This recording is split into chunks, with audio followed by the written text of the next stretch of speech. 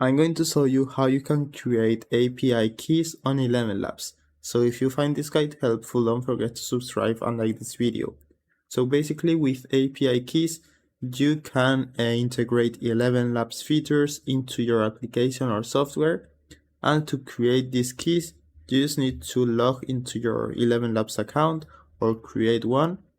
Then click your profile at the bottom left, go to API keys.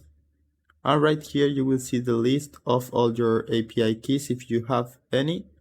But if you don't, you can create your own API key by clicking this button.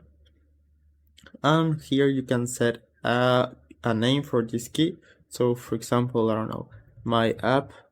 And then we can see, we can enable or disable this option if we want to restrict this key. So if you enable it, you can set a credit limit. So for example, if you don't want this key to spend more than 10,000 credits, you can set it like this.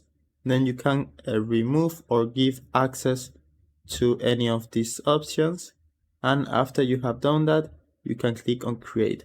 In my case, I'm gonna disable this option because I want this API key to have full access to all ElevenLabs features. So click on create, and right here it will display your API key. As you can see, you need to make sure to copy it and save it somewhere safe, because after closing this window, it won't be displayed again. So I'm gonna copy mine by clicking here, and then I can close it. So now I have my API key right here.